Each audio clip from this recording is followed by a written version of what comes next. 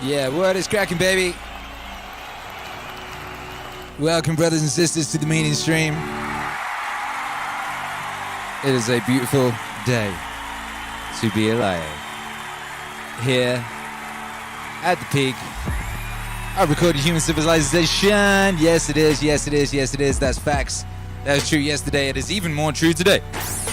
Today, what happened today? Well, things just got even better today. More opportunities presented themselves. You got a little bit wiser, a little bit stronger, a little bit more experienced, a little bit closer to heaven, baby. We're broadcasting live from the Meaningwave Autonomous Zone here in the heart of occupied YouTube country. And we are all aboard the Starship Wave Rider. And today, we're going somewhere very exciting. We're going somewhere very exciting today, baby. Today, we're going to go across space and time to discover a world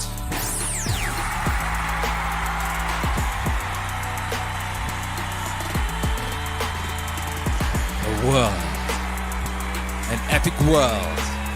Yes, we are, brothers and sisters. Yes, we are. What did we do last night? Last night we had a very, very epic high concept Meaningwave live set in which we spent nearly 3 hours transitioning from Doomer to Bloomer. The day before that, we had a very epic Meaningwave live set in which what did we do? We celebrated gratitude. We celebrated gratitude here in the MAZ. The day before that, I believe, we had an incredible French house set, French touch, French house set. Basically, every day here at the MAZ, we have some kind of an epic activity. Something to do with a proclamation I made at the top of the year when I said epic activities only in 2020, I said, and, I don't know if that was so much a proclamation or a prediction, but it's come true. Epic activities every day. Epic activities every day. And today in Epic Activities, we will be listening to Dune. Today we'll be listening to the first disc/cassette of Dune. And I'll be playing music. We're going to be playing music and listening to Dune.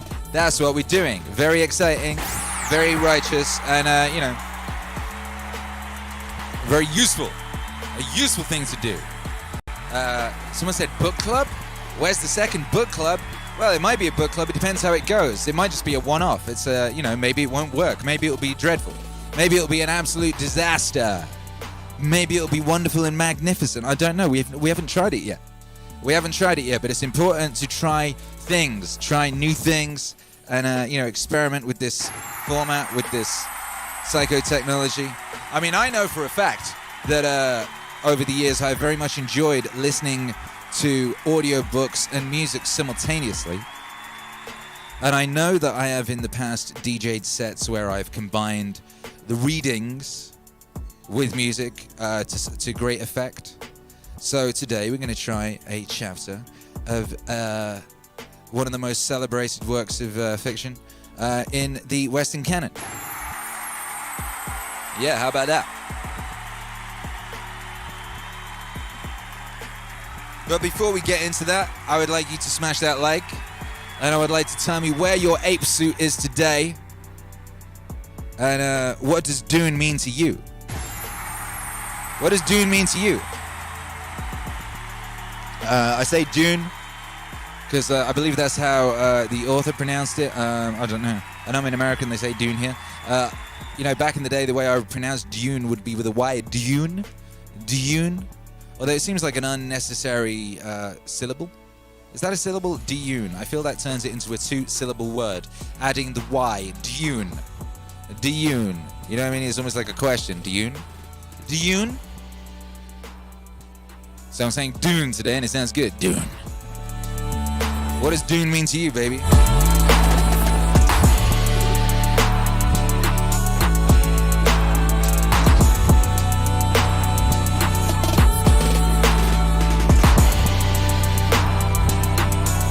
whoa, whoa.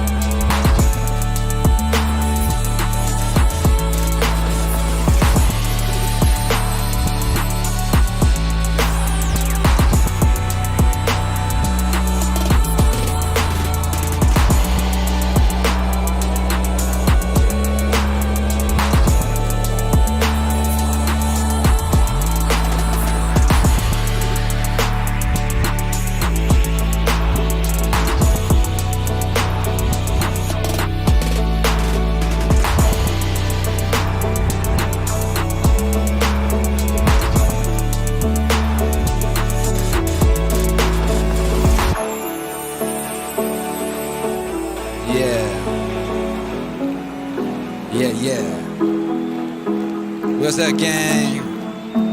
Shouts out to Pizio Cat says, let the mass party begin. He's got clout. Seems like a good idea to me. Seems like a good idea. Let that mass party begin. Lance Cook says, Comic Book Girl 19.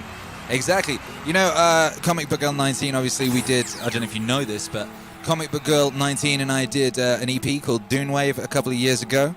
Dunewave. And Comic Book Girl 19, aka Danica XIX, read some choice passages from Dune, and I put it to music, and it was very powerful. Dunewave 2 is coming. Danica promises me.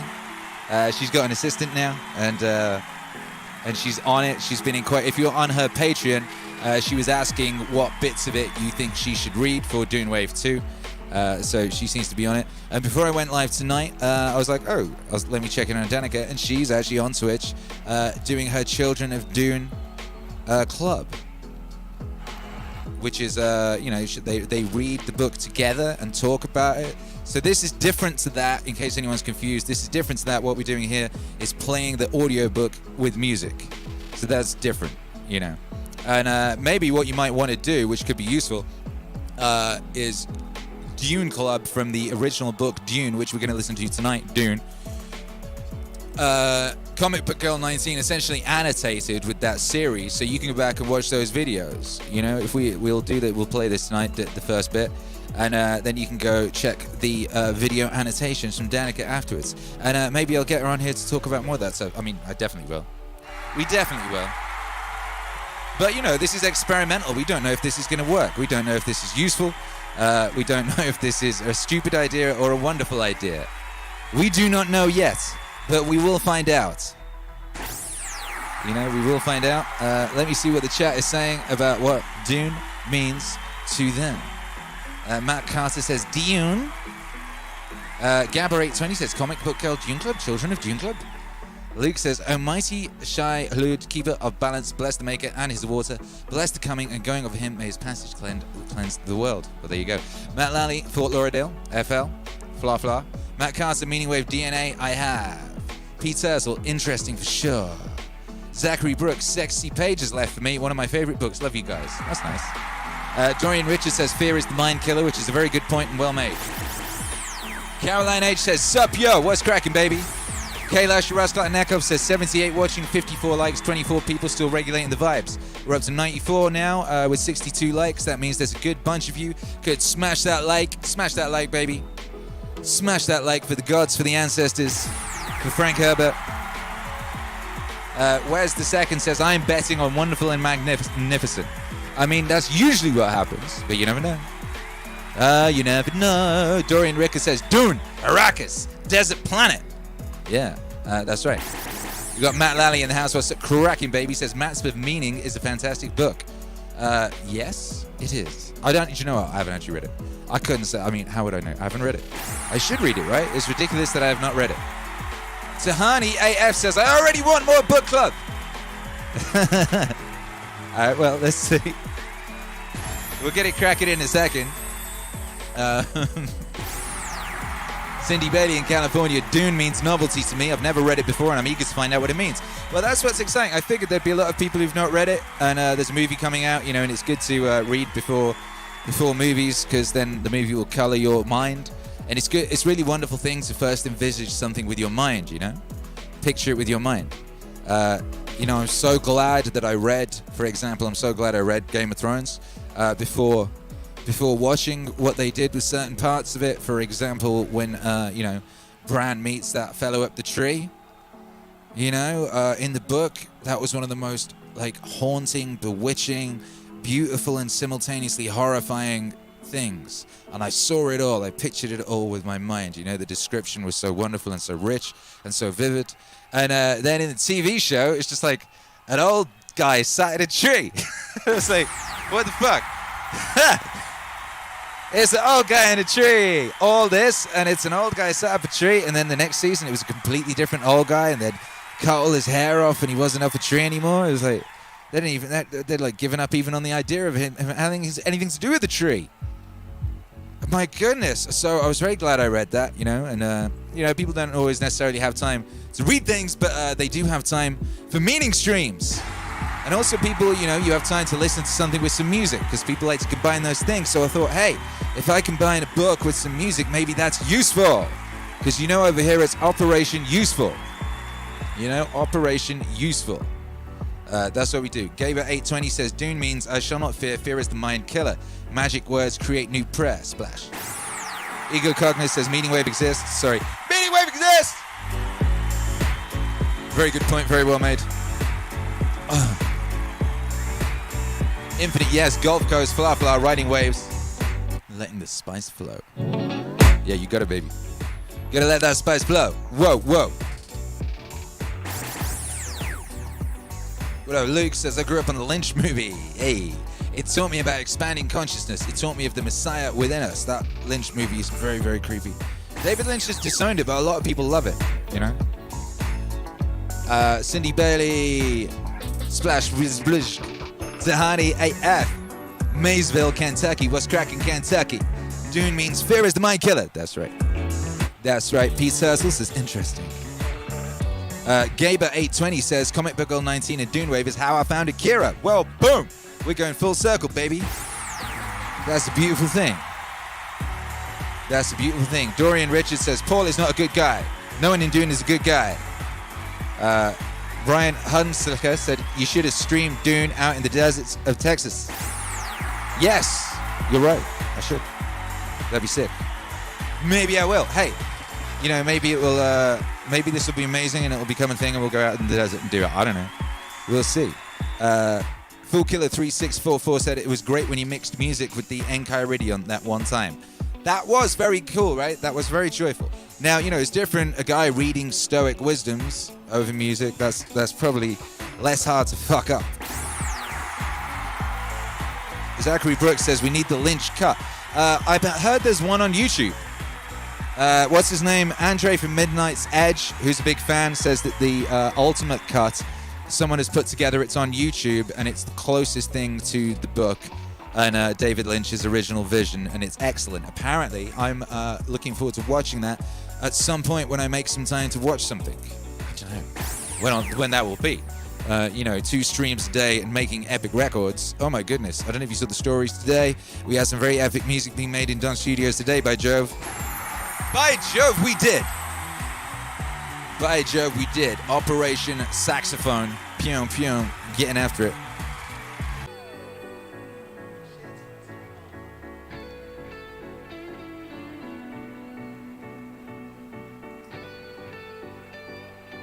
Yeah. Apologies for that. Apologies for that. Usual technicalities. Little technicalities. Yo. Anyway. Where were we? Oh yeah, we're going to do an international high five and then get it cracking. That's it. That's what it is.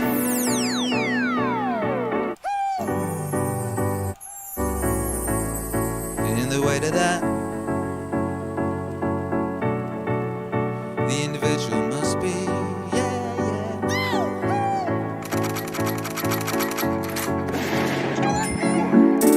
3, 2, 1. Woo! Yeah, it was a speedy one. Yeah.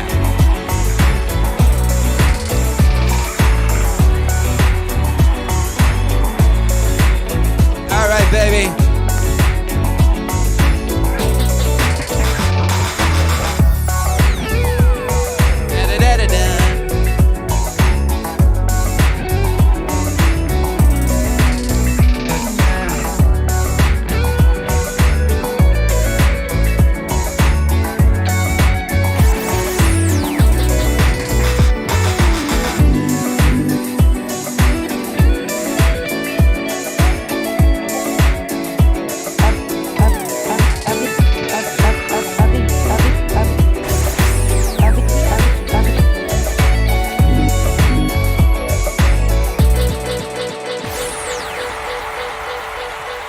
Yeah.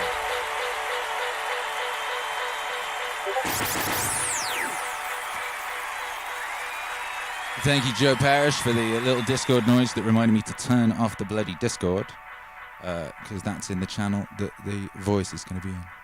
Nobody needs that kind of aggravation. Nobody needs that kind of aggravation, by Jove. All right, Dune Rider, let's get it.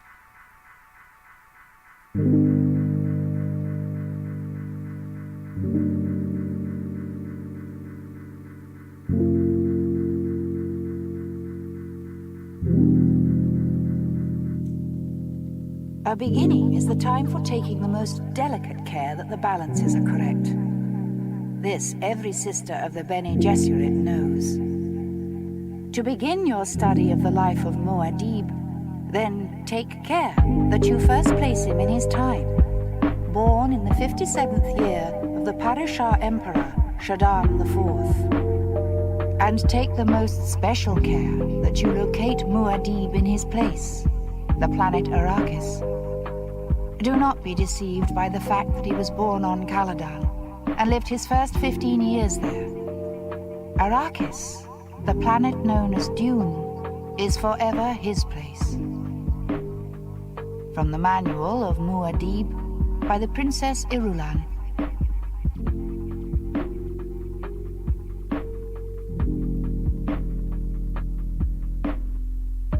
In the week before their departure to Arrakis, when all the final scurrying about had reached a nearly unbearable frenzy, an old crone came to visit the mother of the boy, Paul. It was a warm night at Castle Caladan, and the ancient pile of stone that had served the Atreides family as home for 26 generations bore that cooled sweat feeling it acquired before a change in the weather. The old woman was let in by the side door, down the vaulted passage by Paul's room, and she was allowed a moment to peer in at him, where he lay in his bed. By the half-light of a suspensor lamp, dimmed and hanging near the floor, the awakened boy could see a bulky female shape at his door, standing one step ahead of his mother. The old woman was a witch shadow, hair like matted spiderwebs, hooded round darkness of features, eyes like glittering jewels. "Is he not small for his age, Jessica?" the old woman asked.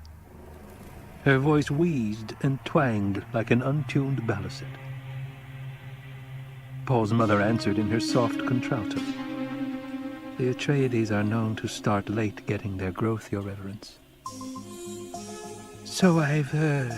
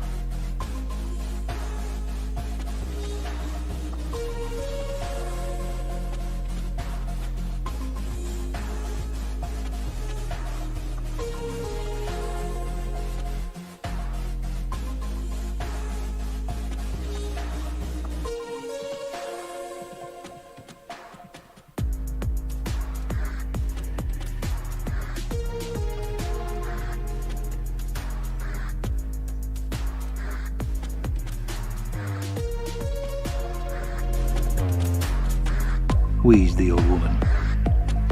Yet he's already 15. Yes, Your Reverence.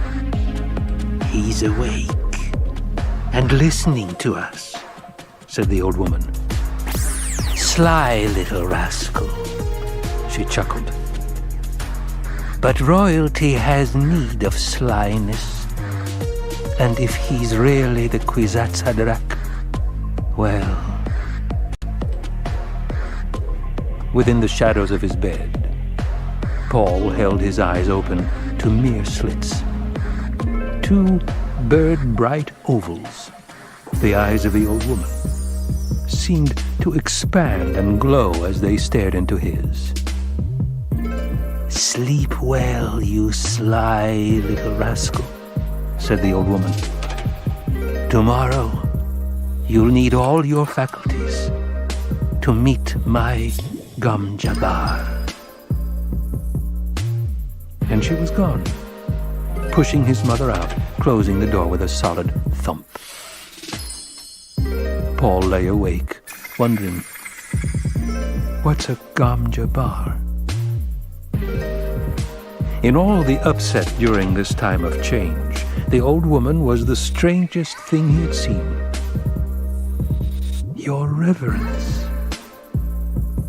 And the way she called his mother Jessica like a common serving wench instead of what she was, a Bene Gesserit lady, a duke's concubine and mother of the ducal heir. Is a Gom Jabbar something of Arrakis I must know before we go there? He wondered. He mouthed her strange words, Gom Jabbar, Kwisatz Haderach. There had been so many things to learn. Arrakis would be a place so different from Caladan that Paul's mind whirled with the new knowledge. Arrakis, Dune, desert planet. Llöftyy, his father's master of assassins, had explained it. Their mortal enemies, the Harkonnens, had been on Arrakis 80 years, holding the planet in quasi-fief under a Chom Company contract to mine the geriatric spice melange. Now the Harkonnens were leaving to be replaced by the House of Atreides in fief complete, an apparent victory for the Duke Leto. Yet, Hawat had said, this appearance contained the deadliest peril, for the Duke Leto was popular among the great houses of Elansrad. A popular man arouses the jealousy of the powerful, Hawat had said. Arrakis, Dune, desert planet. Paul fell asleep to dream of an Arrakeen cavern, silent people all around him moving in the dim light of glow globes.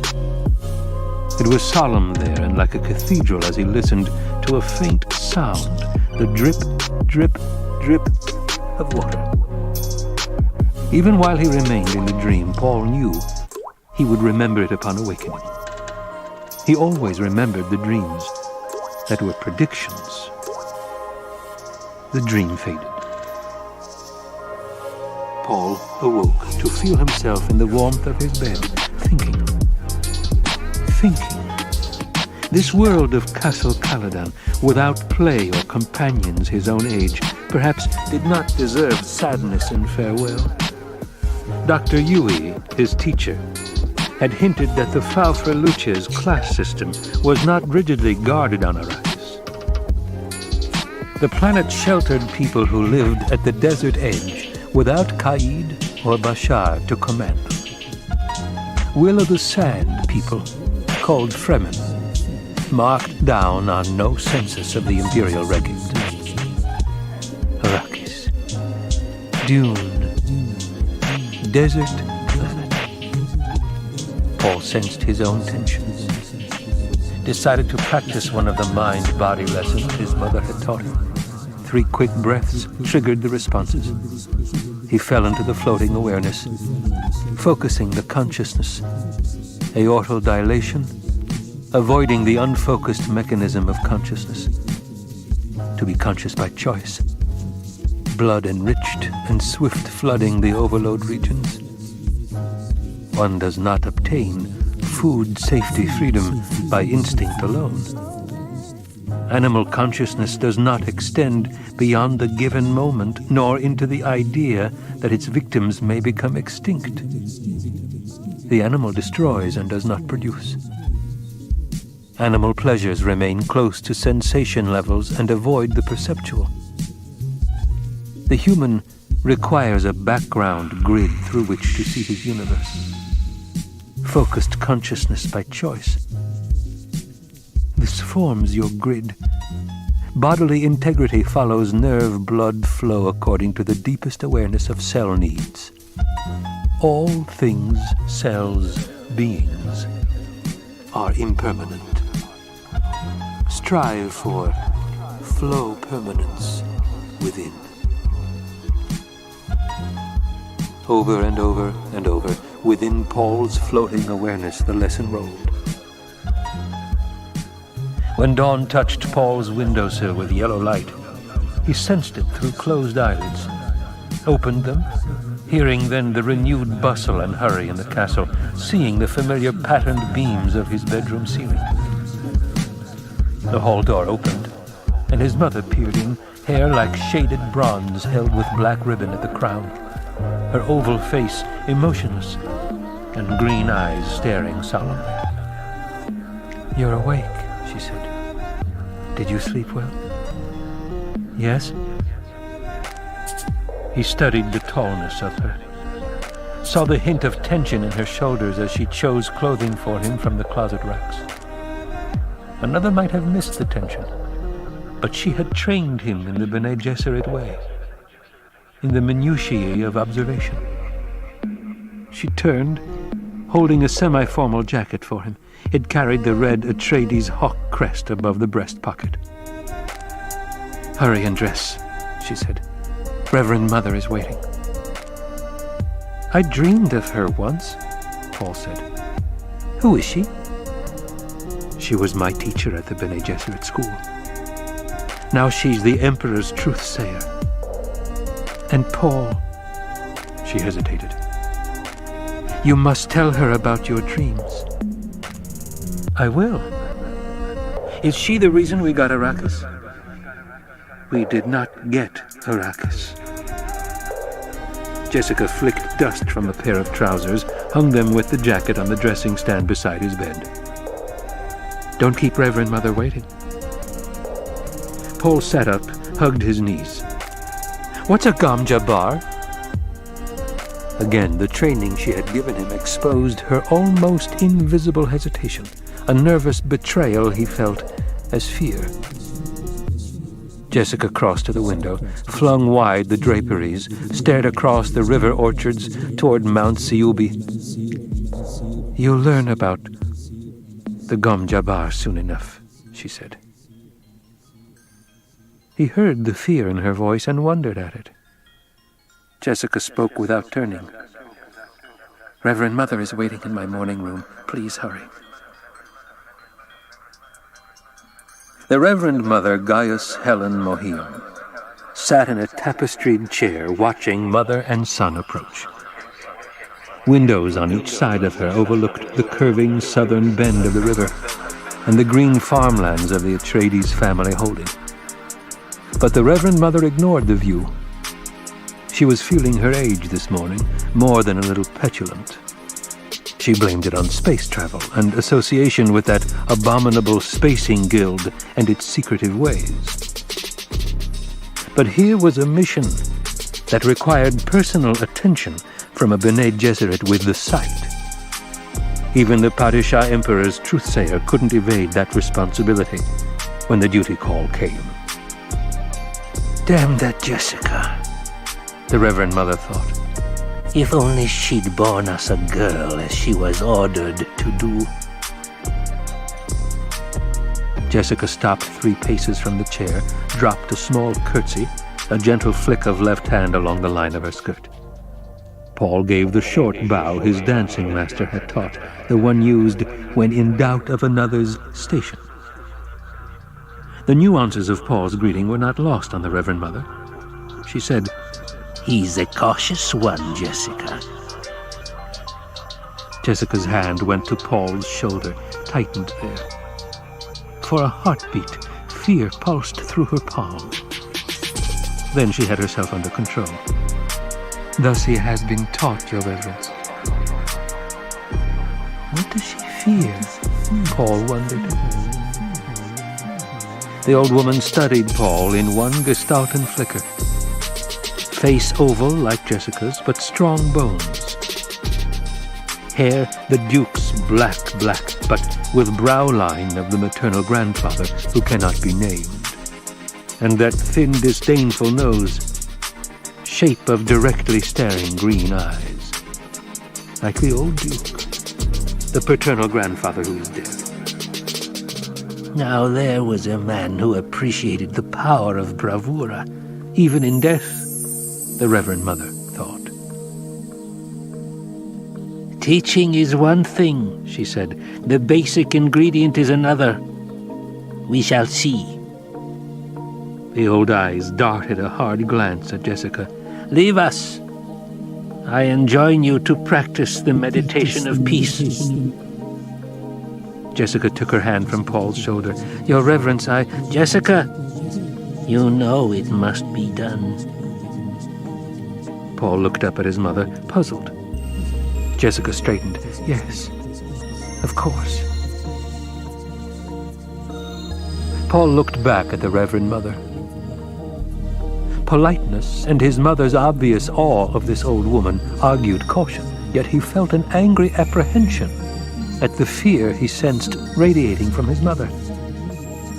"Paul," Jessica took a deep breath, "this test you're about to receive, it's important to me."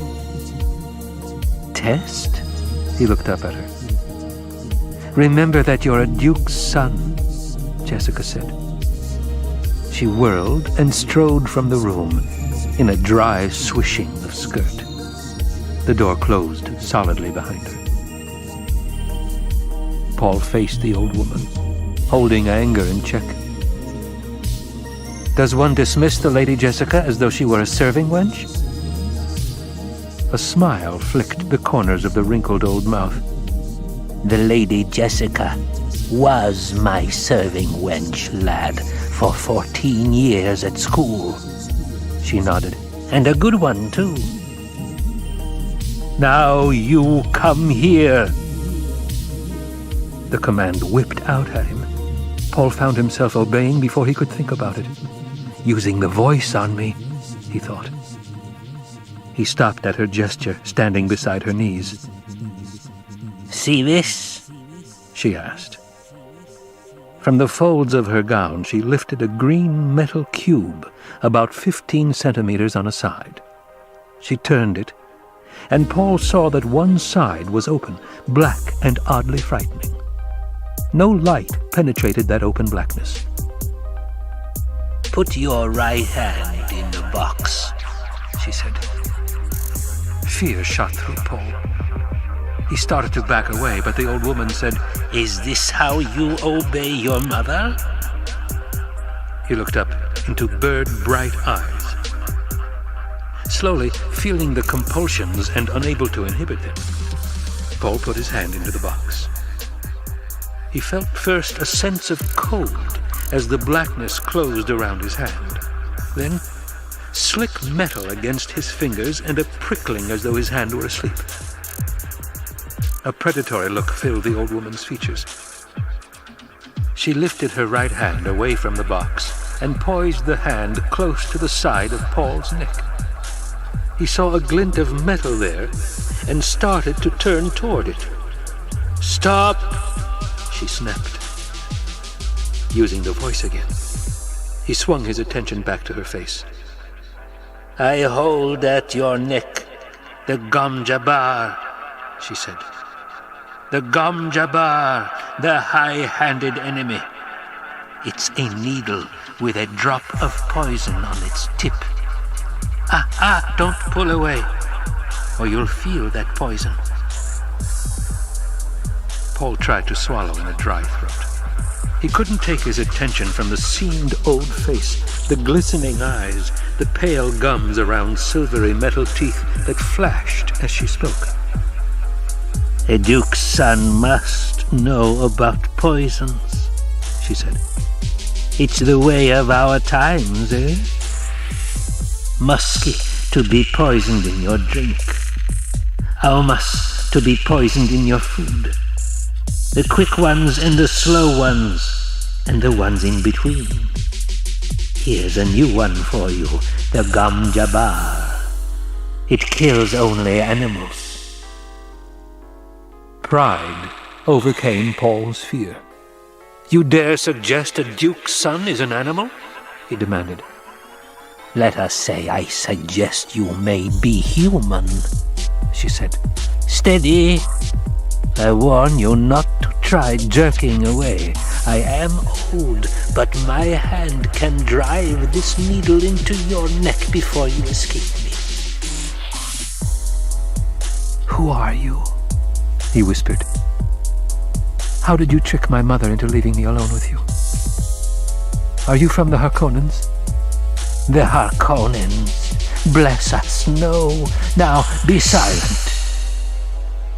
A dry finger touched his neck, and he stilled the involuntary urge to leap away. Good, she said. You passed the first test. Now, here's the way of the rest of it. If you withdraw your hand from the box, you die. This is the only rule. Keep your hand in the box and live. Withdraw it and die. Paul took a deep breath to still his trembling. If I call out, there'll be servants on you in seconds and you'll die. Servants will not pass your mother, who stands guard outside that door. Depend on it.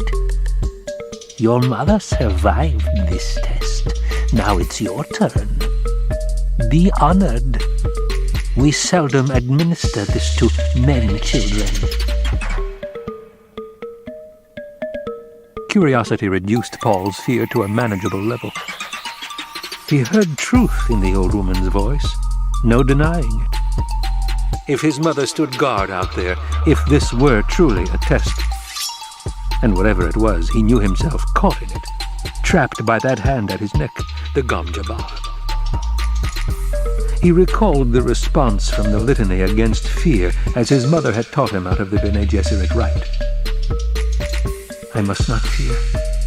Fear is a mind killer. Fear is the little death that brings total obliteration. I will face my fear.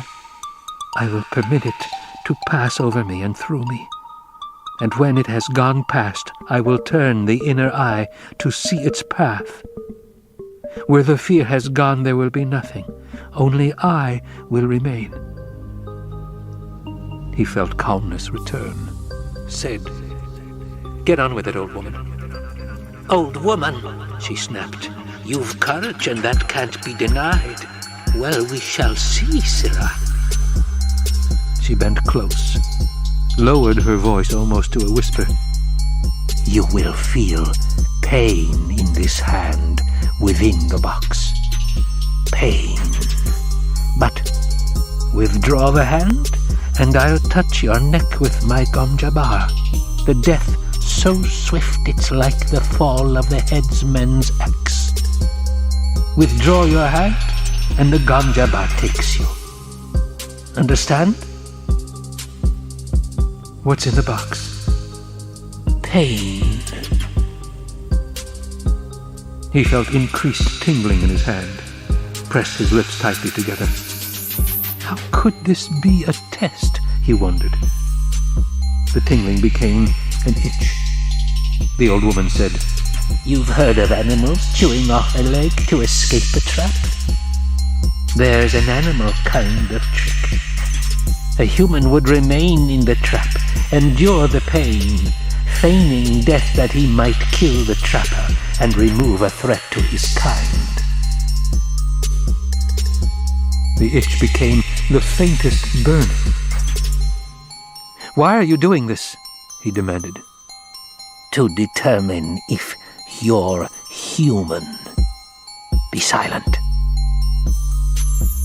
Paul clenched his left hand into a fist as the burning sensation increased in the other hand. It mounted slowly, heat upon heat upon heat upon heat. He felt the fingernails of his free hand biting the palm. He tried to flex the fingers of the burning hand, but couldn't move them. "It burns," he whispered. "Silence!"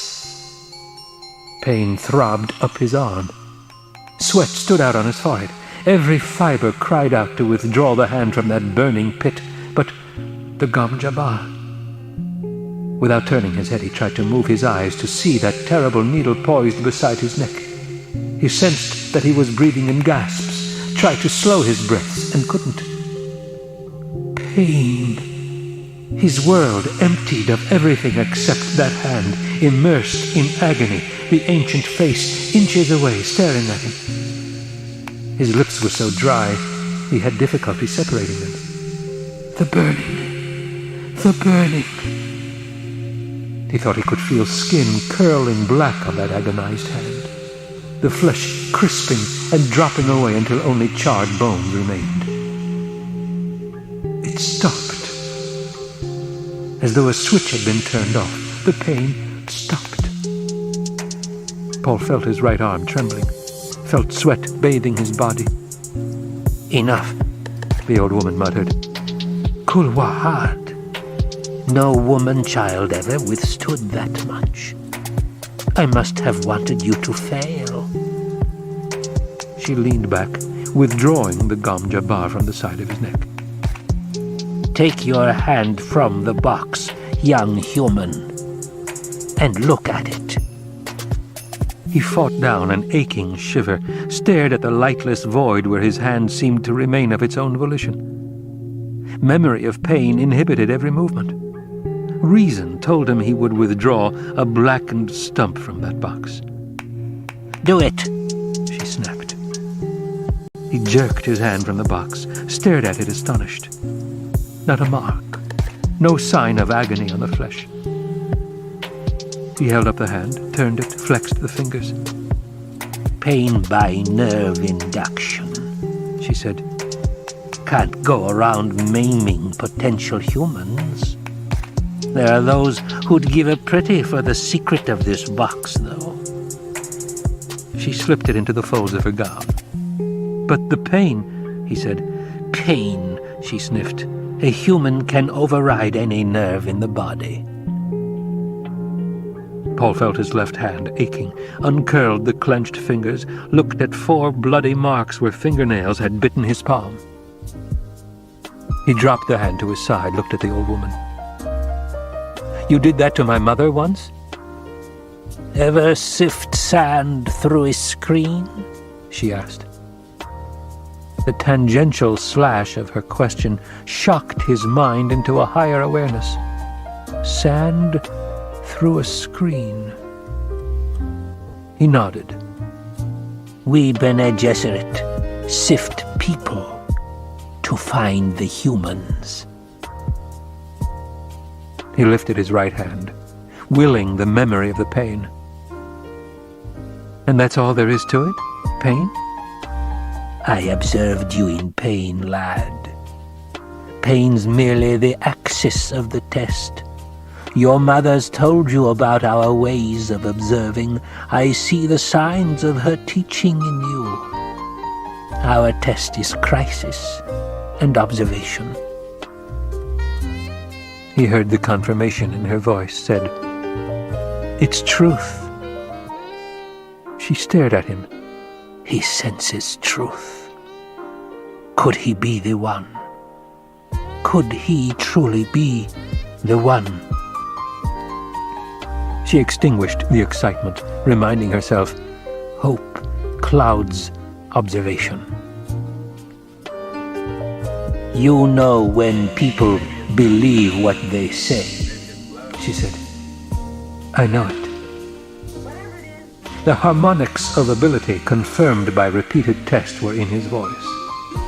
She heard them, said, Perhaps you are the Kwisatz Haderach. Sit down, little brother, here at my feet. I prefer to stand. Your mother sat at my feet once. I'm not my mother. You hate us a little, eh? She looked toward the door, called out, Jessica! The door flew open, and Jessica stood there staring hard-eyed into the room. Hardness melted from her as she saw Paul. She managed a faint smile. Jessica, have you ever stopped hating me? The old woman asked. I both love and hate you, Jessica said. The hate, that's from pains I must never forget. The love, that's just the basic fact, the old woman said, but her voice was gentle. You may come in now, but remain silent. Close that door and mind it that no one interrupts us. Jessica stepped into the room, closed the door, and stood with her back to it. My son lives, she thought. My son lives and is human. I knew he was, but he lives. Now I can go on living. The door felt hard and real against her back. Everything in the room was immediate and pressing against her senses. My son lives. Paul looked at his mother. She told the truth. He wanted to get away alone and think this experience through, but knew he couldn't leave until he was dismissed. The old woman had gained a power over him. They spoke truth. His mother had undergone this test. There must be terrible purpose in it. The pain and fear had been terrible. He understood terrible purposes. They drove against all odds. They were their own necessity. Paul felt that he had been infected with terrible purpose. He didn't know yet what the terrible purpose was. Someday, lad, the old woman said, you too may have to stand outside a door like that. It takes a measure of doing.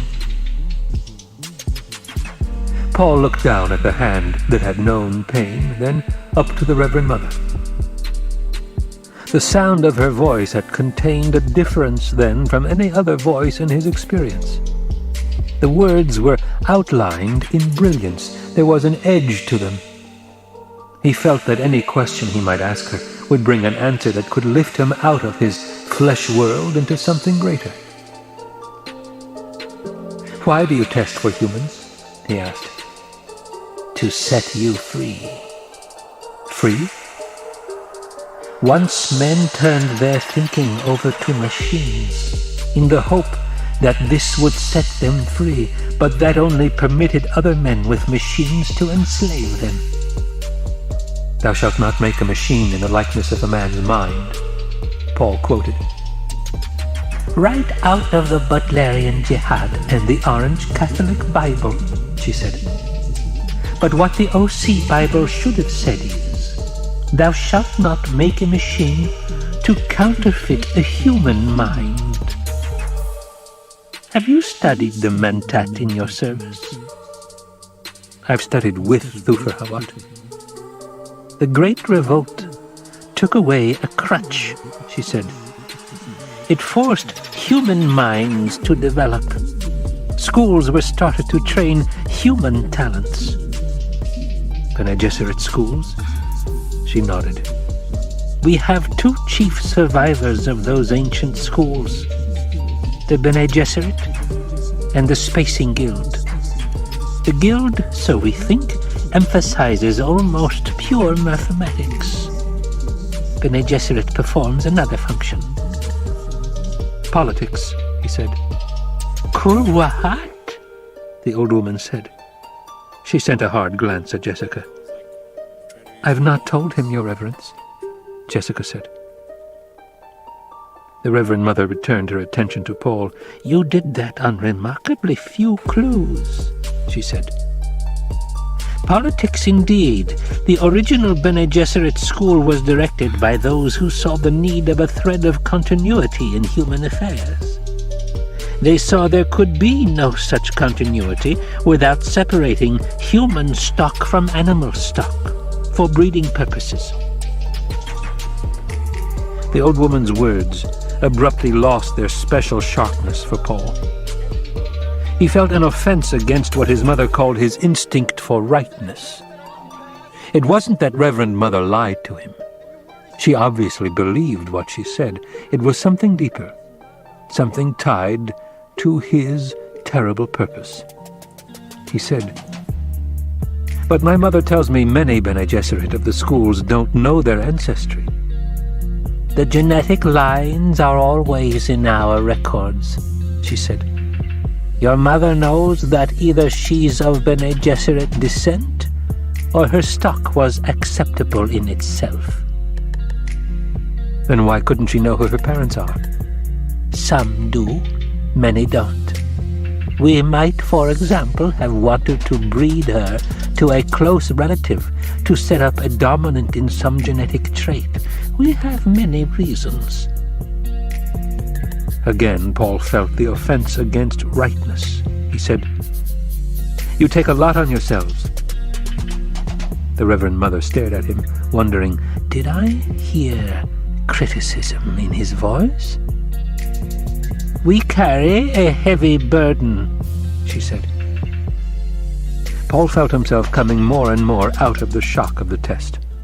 He leveled a measuring stare at her, said, "You say maybe I'm the Kwisatz Haderach. What's that, a human Gom Jabbar?" "Paul," Jessica said, "you mustn't take that tone with—" "I'll handle this, Jessica," the old woman said. "Now, lad, do you know about the truth-sayer drug?" "You take it to improve your ability to detect falsehood," he said. "My mother's told me." "Have you ever seen truth trance?" He shook his head. "No." "The drug's dangerous," she said, "but it gives insight. When a truth-sayer's gifted by the drug, she can look many places in her memory, in her body's memory. We look down so many avenues of the past, but only feminine avenues." Her voice took on a note of sadness. "Yet, there's a place where no truth-sayer can see. We are repelled by it, terrorized. It is said a man will come one day and find in the gift of the drug his inward eye. He will look where we cannot, into both feminine and masculine pasts." "Your Kwisatz Haderach?" "Yes, the one who can be many places at once, the Kwisatz Haderach. Many men have tried the drug, so many, but none has succeeded." "They tried and failed, all of them?" "Oh, no," she shook her head. "They tried and died."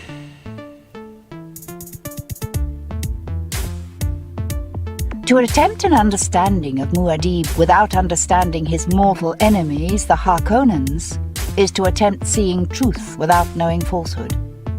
It is the attempt to see the light without knowing darkness. It cannot be. From Manual of Muad'Dib by the Princess Irulan.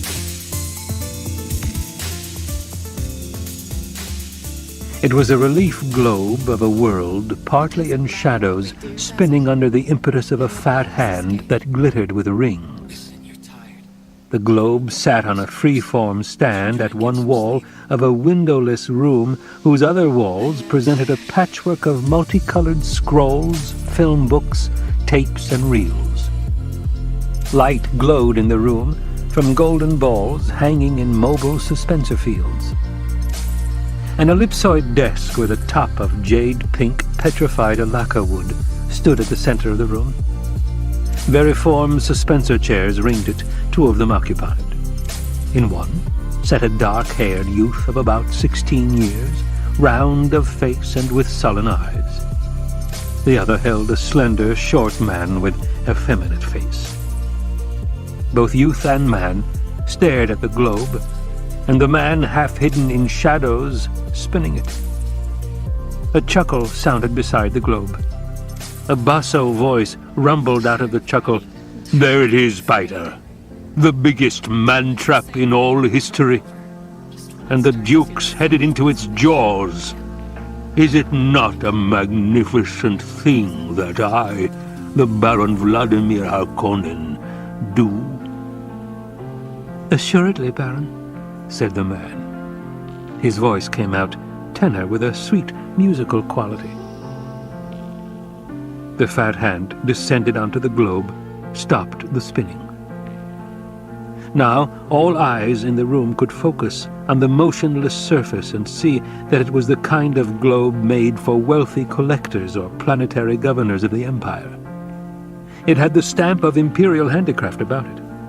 Latitude and longitude lines were laid in with hair-fine platinum wire.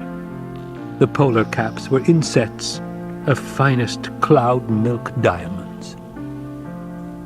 The fat hand moved, tracing details on the surface. "I invite you to observe," the basso voice rumbled. "Observe closely, Peter, and you too, Ťhroughtha, my darling. From 60 degrees north to 70 degrees south, these exquisite ripples. Their coloring, does it not remind you of sweet caramels? And nowhere do you see blue of lakes, or rivers, or seas, and these lovely polar caps so small. Could anyone mistake this place? Arrakis, truly unique, a superb setting for a unique victory." A smile touched Peiter's lips. "And to think, Baron, the Padishah Emperor believes he's given the Duke your spice planet. How poignant." "That's a nonsensical statement," the Baron rumbled. "You say this to confuse young Ťhroughtha, but it is not necessary to confuse my nephew." The sullen-faced youth stirred in his chair, smoothed a wrinkle in the black leotards he wore. He sat upright as a discreet tapping sounded at the door in the wall behind him. Peiter unfolded from his chair, crossed to the door, cracked it wide enough to accept a message cylinder. He closed the door, unrolled the cylinder, and scanned it. A chuckle sounded from him. Another. "Well?" the Baron demanded. "The fool answered us, Baron." "Whenever did an Atreides refuse the opportunity for a gesture?" the Baron asked. "Well, what does he say?" "He's most uncouth, Baron. Addresses you as Harkonnen. No sire et cher cousin, no title, nothing." "It's a good name," the Baron growled, and his voice betrayed his impatience. "What does dear Leto say?" "He says, your offer of a meeting is refused. I have oft-times met your treachery, and this all men know." "And?" the Baron asked.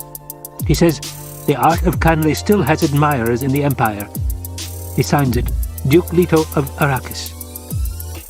Peiter began to laugh. "Of Arrakis? Oh my, this is almost too rich." "Be silent, Peiter," the Baron said, and the laughter stopped as though shut off with a switch. "Canly, is it?" the Baron asked. "Vendetta, eh? And he uses the nice old word so rich in tradition to be sure I know he means it." "You made the peace gesture," Peiter said. "The forms have been obeyed." "For a Mentat you talk too much, Peiter," the Baron said. And he thought, I must do away with that one soon. He has almost outlived his usefulness. The Baron stared across the room at his Mentat assassin, seeing the feature about him that most people noticed first, the eyes, the shaded slits of blue within blue, the eyes without any white in them at all. A grin flashed across Peiter's face. It was like a mask grimace beneath those eyes like holes. "But, Baron, never has revenge been more beautiful. It is to see a plan of the most exquisite treachery to make Leto exchange Caladan for Dune. And without alternative because the Emperor orders it. How waggish of you. In a cold voice, the Baron said, You have a flux of the mouth, Piter. But I am happy, my Baron, whereas you are touched by jealousy. Piter?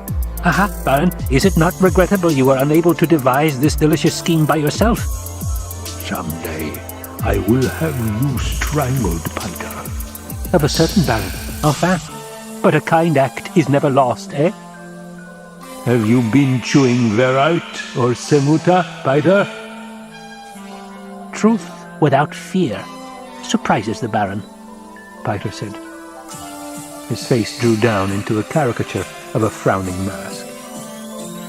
Aha! But you see, Baron, I know as a mentat when you will send the executioner. You will hold back just so long as I am useful. To move sooner would be wasteful, and I'm yet of much use. I know what it is you learned from that lovely Dune planet. Waste not. True, Baron? The Baron continued to stare at Piter. Llăfthyr squirmed in his chair. These wrangling fools, he thought. My uncle cannot talk to his mentat without arguing. Do they think I've nothing to do except listen to their arguments? Fade, the Baron said. I told you to listen and learn when I invited you in here. Are you learning? Yes, uncle. The voice was carefully subservient. Sometimes I wonder about Piter, the Baron said. I cause pain out of necessity, but I swear he takes a positive delight in it. For myself, I can feel pity toward the poor Duke Leto. Dr. Yui will move against him soon, and that'll be the end of all the Atreides. But surely Leto will know whose hand directed the pliant doctor, and knowing that will be a terrible thing. Then why haven't you directed the doctor to slip a kinjal between his ribs quietly and efficiently? Piter asked.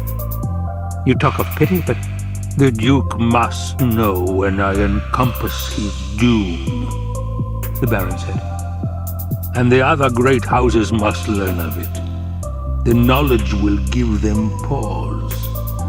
I'll gain a bit more room to maneuver. The necessity is obvious, but I don't have to like it. Room to maneuver, Piter sneered. Already you have the Emperor's eyes on you, Baron. You move too boldly. One day the Emperor will send a legion or two of his Sardaukar down here onto Giedi Prime, and that'll be an end to the Baron Vladimir Harkonnen. You'd like to see that, wouldn't you, Piter? The Baron asked. You'd enjoy seeing the core of Sardaukar pillage through my cities and sack this castle. You'd truly enjoy that. Does the Baron need to ask? Piter whispered. You should have been a Bashar of the core, the Baron said. You're too interested in blood and pain. Perhaps I was too quick with my promise of the spoils of Arrakis.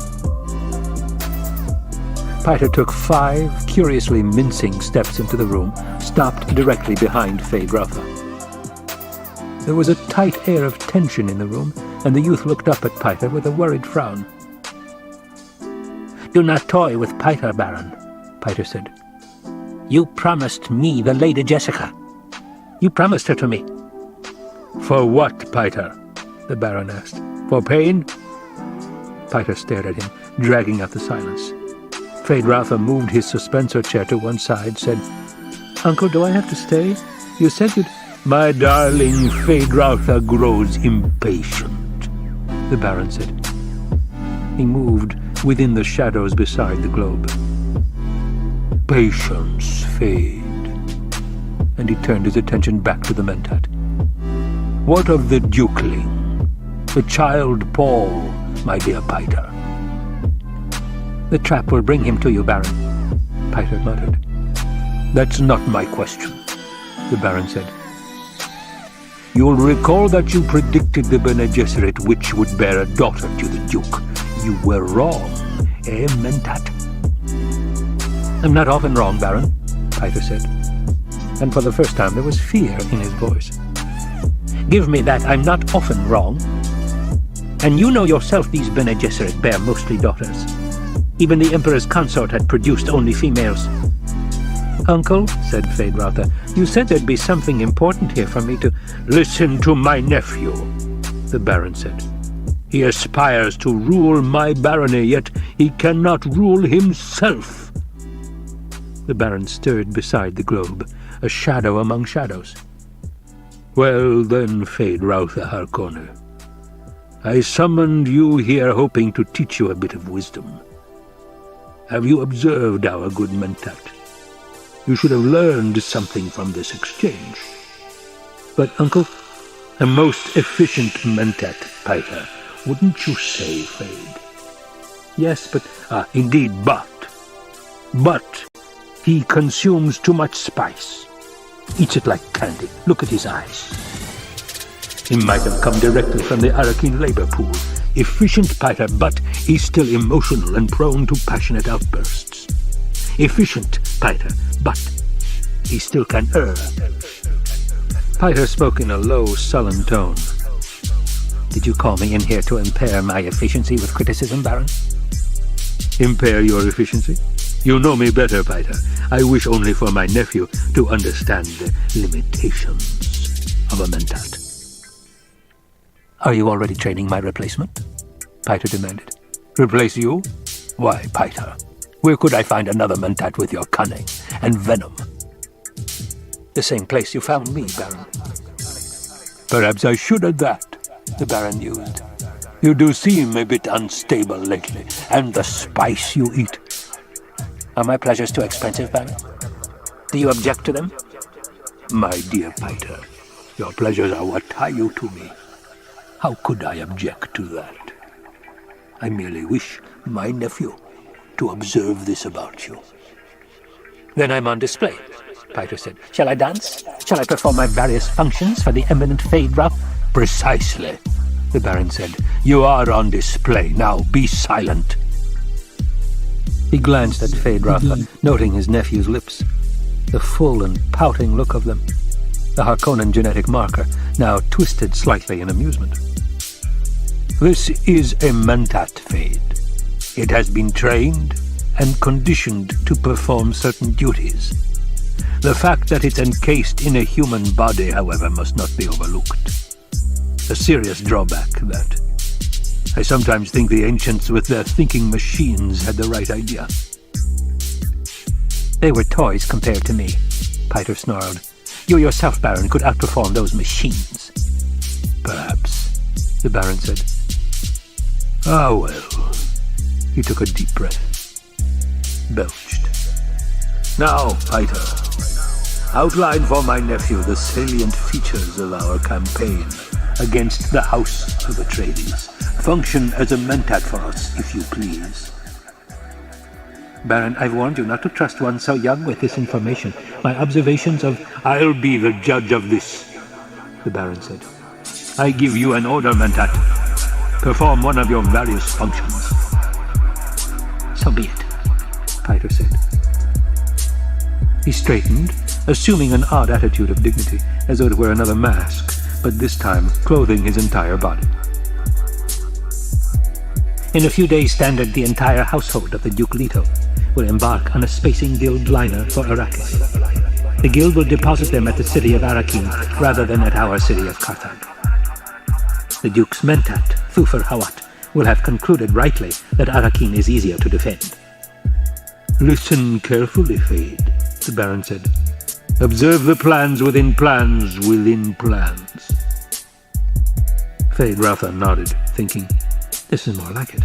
The old monster is letting me in on secret things at last. He must really mean for me to be his heir. There are several tangential possibilities, Pyther said.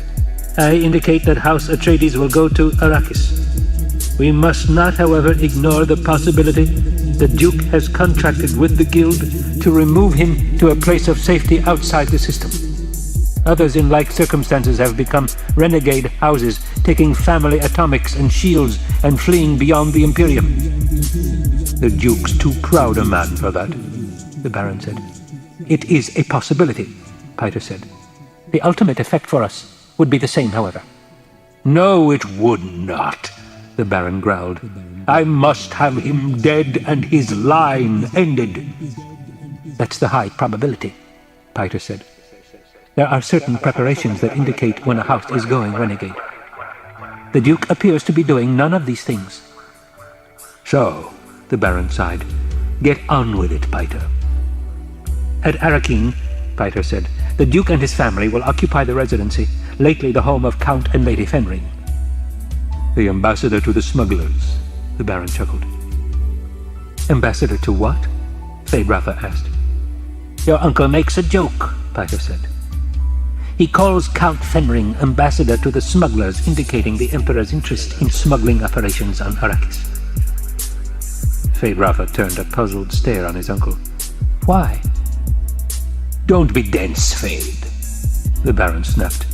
As long as the Guild remains effectively outside Imperial control, how could it be otherwise?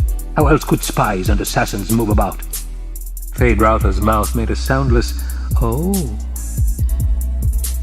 We've arranged diversions at the residency, Piter said. There'll be an attempt on the life of the Atreides heir, an attempt which could succeed. Piter, the Baron rumbled, you indicated... I indicated accidents can happen, Piter said. And the attempt must appear valid. Ah, but the lad has such a sweet, young body, the Baron said. Of course, he's potentially more dangerous than the father, with that witch mother training him. A cursed woman. Ah, well, please continue, Piter. Hawat will have divined that we have an agent planted on him, Piter said.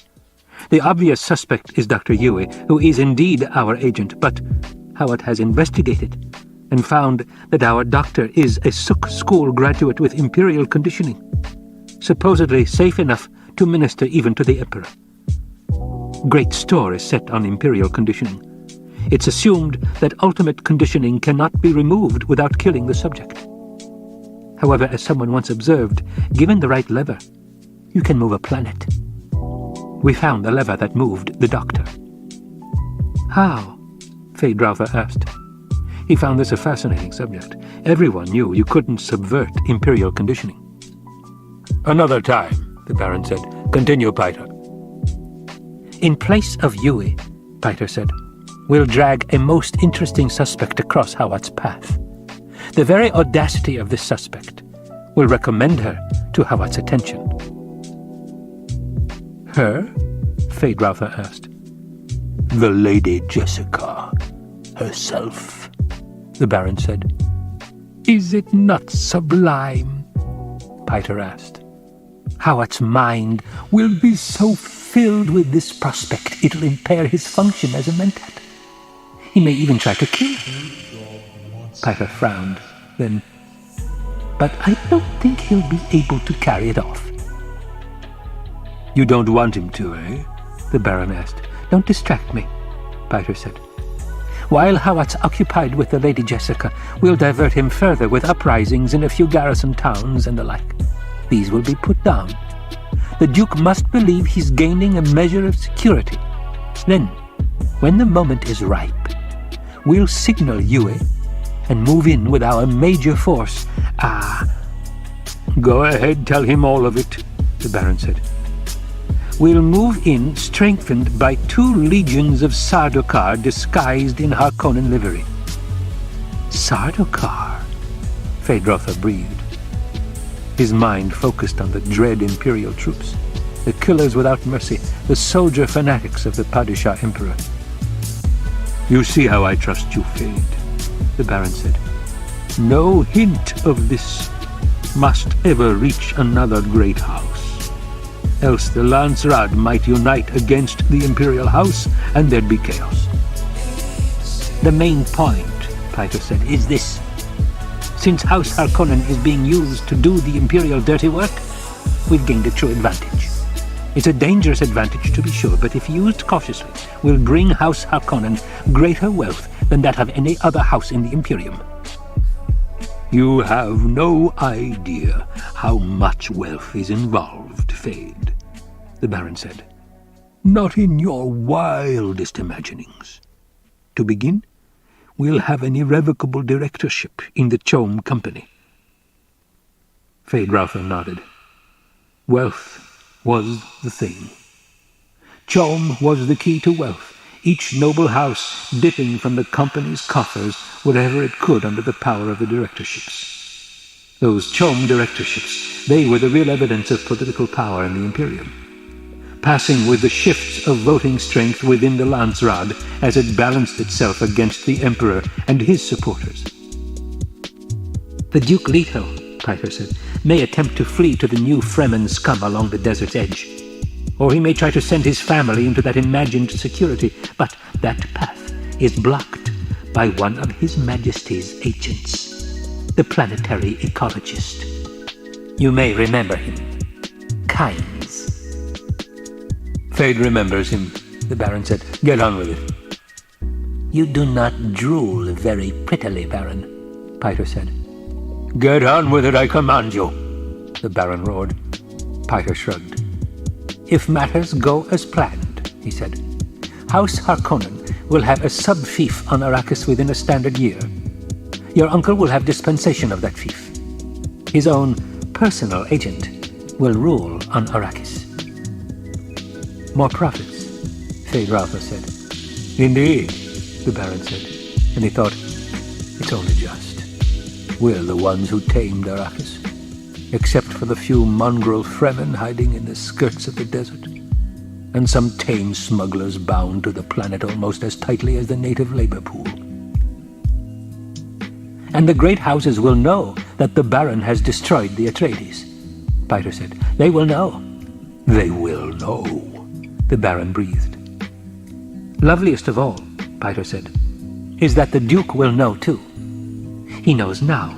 He can already feel the trap. It's true the Duke knows, the Baron said, and his voice held a note of sadness. He could not help but know. More's the pity. The Baron moved out and away from the globe of Arrakis. As he emerged from the shadows, his figure took on dimension, grossly and immensely fat, and with subtle bulges beneath folds of his dark robes to reveal that all this fat was sustained partly by portable suspensors harnessed to his flesh. He might weigh 200 standard kilos in actuality, but his feet would carry no more than 50 of them.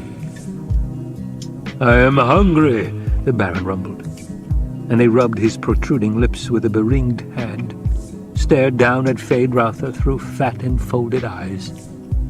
Send for food, my darling. We will eat before we retire.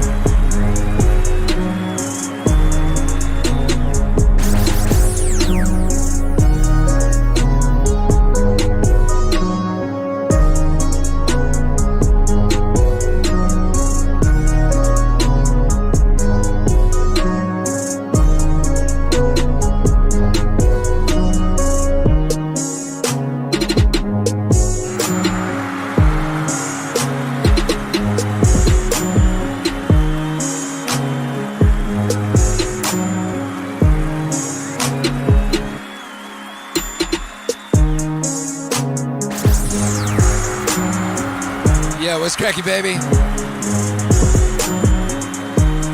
Welcome back. Pum, pum, pum, plink. Welcome back to the world that we're now in. You know? You were just in another world. Now you're back in this one. What's cracky, baby? How y'all doing? Whoa!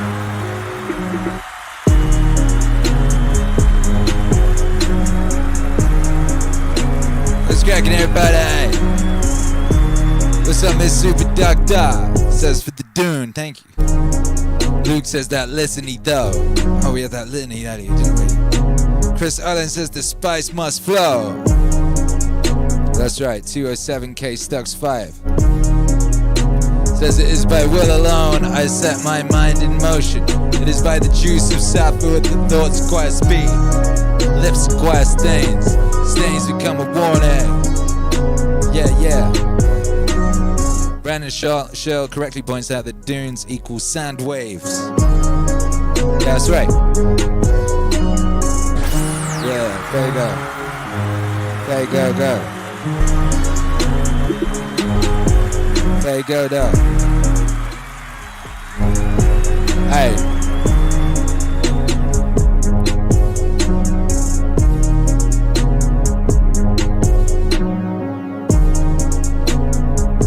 Well, that there was book 1. Well, I don't know how it's put up. Tape 1. Tape 1 of the original Dune audiobook. I heard that guy, by the way, that guy read 1984. That guy's very good at reading books. I can't remember his name. What up, Owen Smith says, great listening on Twilight Walk. Matt Carter says, Dune Wave in my DNA. Owen Smith says, let's do Lord of the Rings book club. Yo, we just hang on, chill, hold tight. We still got to decide whether we're going to do this one. Michael Tapia says, that was beautiful.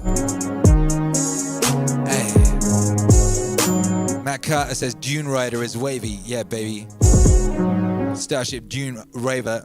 Dune Rider? Dune Rider. There you go, Dune Rider. Dune Rider. What's the chat been up to? There's an interesting doing thing and not really looking at the chat.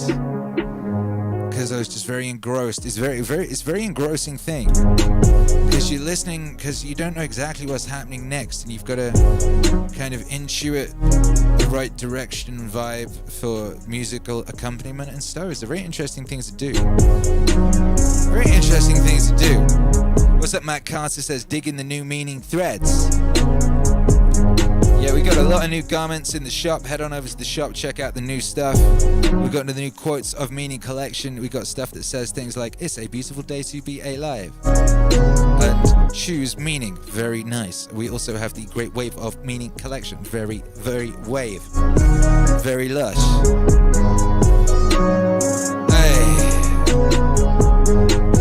Prince Jabrika's XV says, man, I can believe I missed it. Well, it will be there on the rewind. It'll be there on the rewind. David Ward says, keep on with Dune Book Club. We could.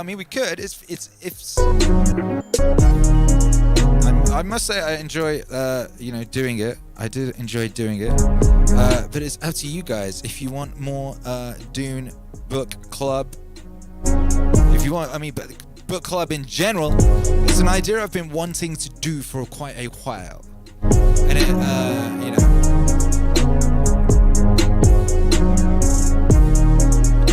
So let me know if you want any more of that type thing. Johnny C, what is this HP thing at the lower right with our name? Oh yeah, I forgot about that. That's the Yeet seat, Johnny C. You're sat in the Yeet seat. And that's the best viewpoint in the ship. And then other people can knock you out of the seat and claim the seat by doing things like super chatting and subscribing and things of that nature. Mainly those things. That's what that is. I forgot that was there. Miss Superconductor says, let's do Jocko Book Club. What did I do this morning? I don't know if on the Meaningwave morning show this morning, I read Jocko's children's book. Well, I read a bit of it. I realized that it is written in Bismarcki's voice.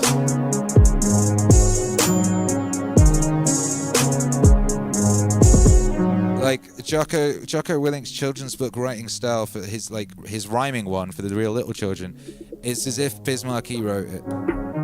So I read that this morning. LL Cool J says Foundation by Asimov, please. I love that. I listened to that on audiobook a few years ago, maybe about 4 or 5 years ago. Very epic. Johnny C says, looks like I need a health boost. Yeah, you're looking weak out there, baby. They coming for you. They coming for you, baby. John McGarvey says, book club, keep it flowing. Johnny C says, IDK, I haven't done anything this stream. What do you normally do on stream? Full Killer 3644 says that was great this morning. Yeah. Owen Smith says 100% keep at the book club. I tune in regularly. David Ward says one of the best sci-fi series ever written. YouTube Hero Alex says the chat was doing a lot of philosophical chats, chatting about the books, someone asking about the price of a generator. It was cool. Thank you, Alex. Owen Smith says, I just walked 7 miles to this. I really enjoyed it. Owen Smith says, yes, keep this up too. Okay. Well, that's nice. I'm glad you liked it. Whoa. Deep in the human unconscious is a pervasive need for a logical universe that makes sense. Sense. Yeah. That makes sense. That makes sense. But the real universe is always one step beyond logic. One step beyond logic. One step beyond logic. Yeah. There is in all things a pattern Whoa. that is part of our universe. Hey. It has symmetry, elegance, and grace. Those qualities you find always in that which the true artist captures. That which the true artist captures. You can find it in the turning of the seasons. What? That which the true artist captures. In the way sand traits along a ridge. What up, Owen Smith? In the branch clusters of the creosote bush. Creosote bush. Ooh. Or the pattern of its leaves. Blah. Pattern of its leaves. Oh boy. Copy these patterns in our lives, in our society. Yeah. Seeking the rhythms, the dances, the forms that comfort.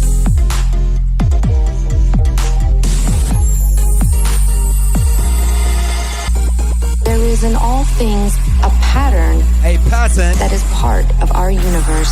Oh yeah. It has symmetry, elegance, and grace.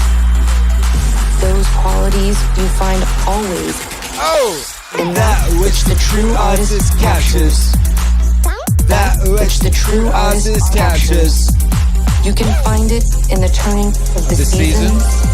Wow. That which the true artist captures.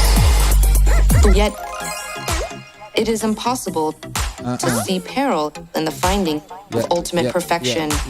Ultimate perfection. Ultimate perfection. Peril in the finding. It is clear that the ultimate pattern contains its own fixity. In such perfection, all things move toward death. There is in all things a pattern that is part of our universe. Oh yeah. It has symmetry, elegance, and grace. Grace. Those qualities you find always in that which the true artist captures. That which the true artist captures. You can find it in the turning of the seasons. That which the true artist captures. Yeah. The world is supported by 4 things.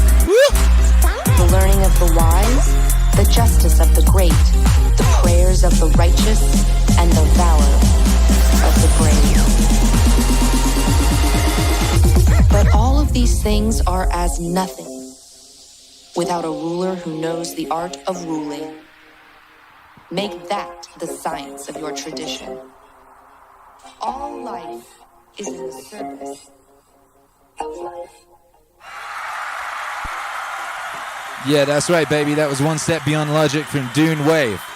The Dune Wave EP from Akira The Don and Comic Book Girl 19, aka Danica XIX, a world-renowned authority on all things Dune. And I got word earlier that she is prepping the rest of her vocals for Dune Wave 2. We actually did record one song, and and she's been asking her patrons to help her work out which bits to vocalize. So that's coming up, baby. Yes, we do. XHammer13 Thor says we need some explosive Meaningwave emojis for members. Oh, like what sort of thing do you mean? We have one emoji slot just opened up, I believe. I believe we have one emoji slot. So something could go in it. What might that be? What might that be? I got a shout out. Owen Smith says, I've been a supporter of yours for a long time and I really enjoyed this content. I'm glad I tuned in tonight. I'm glad you tuned in. Let me know if you want more book club. Let me know if you want more book club. You know, there's a lot of books. There's a lot of books that are epic and might sound cool with music on them. Yeah. Owen Smith says, dope, Dune Wave 2, just in time for spooky season. I don't know, we'll see how, I don't know how fast. I don't know how fast Lady D's works, but, because isn't it Halloween like tomorrow? Isn't it Halloween tomorrow? Thomas Cotelier says, definitely more book club.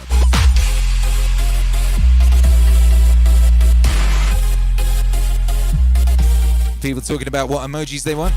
Someone suggested a ban hammer. YouTube hero Alex says people don't get banned enough to warrant a ban hammer emote. Lol. Oh, I should probably let you all know, by the way, those of you who update on the Alan Watts org 24/7 live stream. If you were here yesterday or the day before, I can't remember which day it was. But what day was it? It was yesterday. Was it yesterday? And I sent you guys over to the Alan Watts stream at the behest of Mark Watts, Alan's son. And apparently there were a bunch of like nihilists in the chat there who were deeply unimpressed by like joyful Maztecs. Apparently the chat was all is toxic an overused word? I think it's probably the right word. Apparently the chat on the Alan Watts org 24/7 stream was toxic. Well, it's not there anymore. I spoke with Mark earlier, and it is gone. It was never meant to be on anyway, apparently. So there you go. So that's good. R.I.P. nihilists. Foiled again. Foiled again, nihilists.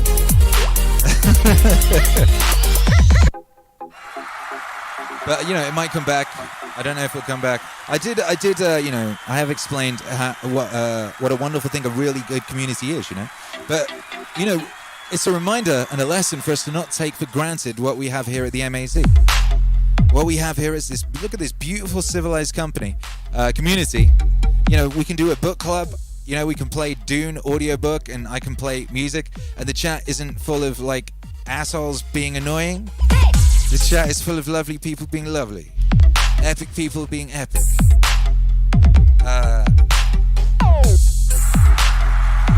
And that's an amazing thing. You know, people always say to me, they say, Akira The Don, I do not understand it. I went to your YouTube and the comments, it was just all really nice and positive and instructional and useful, and they were making me cry. People were telling these beautiful stories about their struggles and their this, that, and the other. Normally I go on YouTube comments, Akira The Don, and it's just like assholes being assholes. Like, yeah, well, you know. It's one of the things that, you know, as above, so below, and all that type of business, and as below, so above. And we pride ourselves over here in the MAZ of creating a space that is ace. You know, and I'm very, very proud of this community. Very proud of this community, by Jove. It's a beautiful, wonderful community that I would happily, you know, introduce to my proverbial mother. You know, I'd happily, well, not proverbial, real. I'd happily introduce you, MAZ, to my mum. Say, hey, this is the lovely MAZ. Look at these lovely people. Look how lovely they are. Very epic. The Superconductor says the positivity here is so amazing. It really is. XHammer13 Thor says really enjoying the music, synth, bass. I just thought we should have a specific explosive emojis for that Meaningwave bass. Cheers, bass. It would be pretty good, huh? An emoji that was just bass. So you could drop it when the bass went bass. So when Akira drops that bass, you got an emoji that says bass. And that just reminded me of the period in time, about 8 years ago, I think, when Nasty was saying bass a lot. And, I'm often quite suggestible, actually, if I'm around people. And I'll pick up their things, And I picked up Nasty's bass. But then I went to America. And I was just saying bass all over America to everybody. And I got all the Americans saying bass as well. And everyone in San Francisco that I was going around would say bass. It was bass this and bass that. It was a beautiful time to be alive. Yeah. Matt Carter said, this experiment has been hugely successful, Akira. Thanks, homie. Hey, it seems that people like it. Maybe we'll do another one. Maybe we'll do part 2. I mean, when does the movie come out?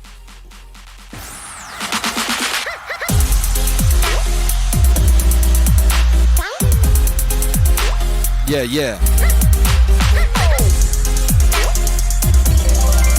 Yeah, but back, on the Alan Watts org thing, basically they're like, they're going in on their YouTube channel, and they're dropping loads of really cool, exclusive, real shit, not bad quality bootleg shit, the OG shit, they had it all nicely mastered and all that.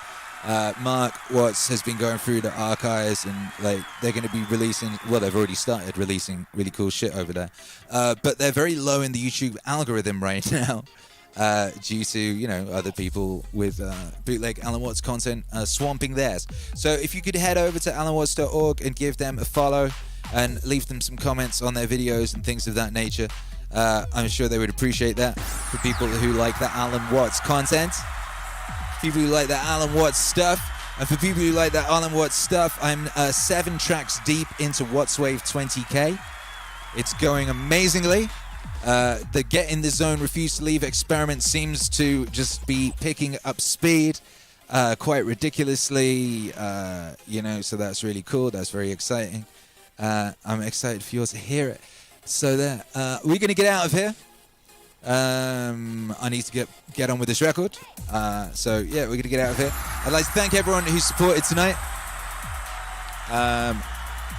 One more time, thank you Xhammer 13 Thor, Miss Superconductor and Luke and Chris Olin, and 207K Stux 5 and Brandon Schill and Lance Cook and Pitio Cat. Thank you very much, you beautiful, beautiful Maz Tex. We'll be back tomorrow 7 a.m. on Twitch. And we'll be back here tomorrow night. I can't believe it's Thursday already. I don't know where the time is going. It's just absolutely incredible how much it's speeding up for me right now. Anyway, I don't know about you. My perception of time is insane right now. It's just... it's like a waterfall, Anyway, it's crazy. Thank you all once again. If you want to support the wave, you know what to do. You can become a member of the channel. Get access to the emojis. Become a member of the Patreon, similar. Get your name on the next album. Level 4 members or above will have their name etched into the Meaningwave Masterpieces album, which is very epic, has very epic voices on it. I'm about to do a nice reveal on that. Go to Bandcamp, download the music. Go to Spotify, follow all the playlists. And go to Meaningwave.com and buy some Meaningwave merch. We've got a whole new range of merch over there, including a special Maz t-shirt, Meaningwave Autonomous Zone, along with the Quotes of Meaning collection. Beautiful things like It's a Beautiful Day to Be Alive, written on a t-shirt. And the Great Wave of Meaning collection, which is very aesthetic and beautiful.